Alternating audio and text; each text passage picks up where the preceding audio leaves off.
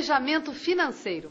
Este é o tema do programa de hoje. Vamos falar em gastos, mas vamos falar ainda mais em economizar. Afinal, planejar e economizar são as palavras-chave que vão garantir a você e ao seu bolso um futuro mais tranquilo.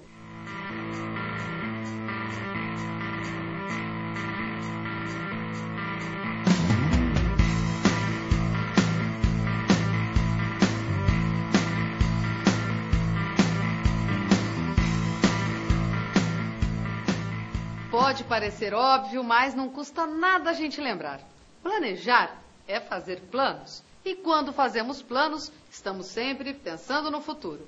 Então, fazer um planejamento financeiro nada mais é do que decidir com antecedência o que faremos com o nosso dinheiro.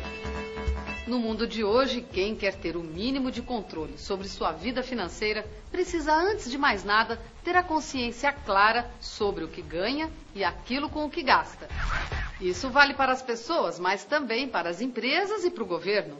Quem gasta mais do que recebe está assinando uma sentença certa de dificuldades financeiras no futuro. No jargão da economia, esses gastadores são chamados de agentes deficitários, porque são exatamente aqueles cuja renda não é suficiente para cobrir suas despesas.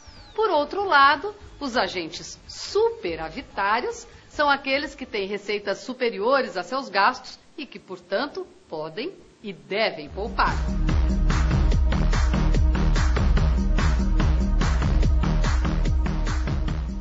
Acho que está claro que o nosso objetivo aqui é que você esteja sempre entre os superavitários. E uma boa forma de se fazer isso é ter sempre um comportamento azul, ou seja, procurar estar do lado da balança onde sobra dinheiro.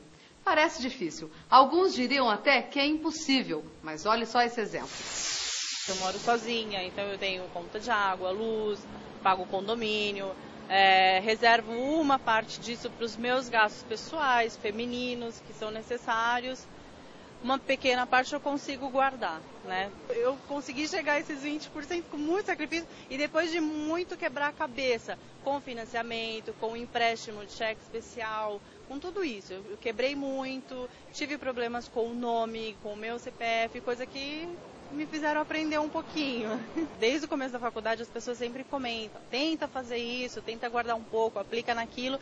Só que, lógico, a gente não consegue fazer isso de imediato, né? A gente vai conhecendo aos pouquinhos, vai tentando conseguir começar e perceber que é um bom negócio, né? Hoje eu tento acompanhar as notícias, leio alguns livros que ajudam e mostram, dão exemplos do quanto isso para o futuro é interessante. E como eu sei que a gente vive numa fase hoje de consumismo puro, tudo isso que está acontecendo é resultado de todo esse consumismo, por que não tentar se preparar um pouquinho, porque ainda pode vir. Acho que as pessoas não estão tendo noção ainda do que está acontecendo, do que pode acontecer. Então, eu espero que eu esteja fazendo a melhor coisa, que eu consiga continuar fazendo isso e que eu consiga o resultado esperado. Viu só? A Lívia é um exemplo claro de que dá sim para assumir um comportamento azul e tirar as contas do vermelho. Basta planejamento e perseverança. Então vamos conhecer alguns conceitos essenciais. O primeiro deles é o conceito de juros. De uma forma bem simples, podemos dizer que os juros representam o custo do dinheiro. Toda forma de mercadoria e de serviços possui um valor, um preço, e com o dinheiro não é diferente. Assim, da mesma forma que qualquer produto no mercado, o dinheiro pode ficar mais caro ou mais barato. O que é o mesmo que dizer que os juros podem subir ou cair. E quais seriam os fatores que afetam o preço do dinheiro? Você se lembra dela? A dona inflação? Ela ainda não foi embora não. Só está um pouquinho mais, digamos, controlada. E é bom que permaneça assim, porque a inflação é um dos fatores que mexe muito com a taxa de juros. Há 15, 20 anos, a inflação no Brasil estava completamente fora de controle. Isso se refletia num constante aumento de preços, o que provocava a perda do poder de compra da nossa moeda. Ou seja, de um mês para o outro, o seu salário poderia não dar mais conta das despesas da casa. Para você ter uma ideia de como era difícil viver com uma inflação dessas, se em janeiro de 1992 uma latinha de refrigerante custasse em moedas de hoje R$ 2 e em dezembro do mesmo ano você gastaria mais de R$ 23 para tomar o mesmo refrigerante.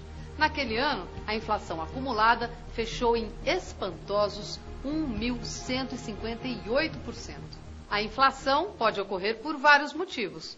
Um deles é quando se emite moeda de forma descontrolada.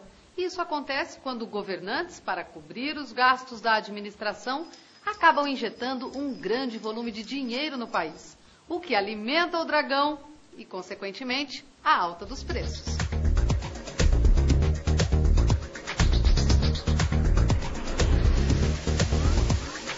Mas isso já é assunto para daqui a pouco, no nosso próximo bloco.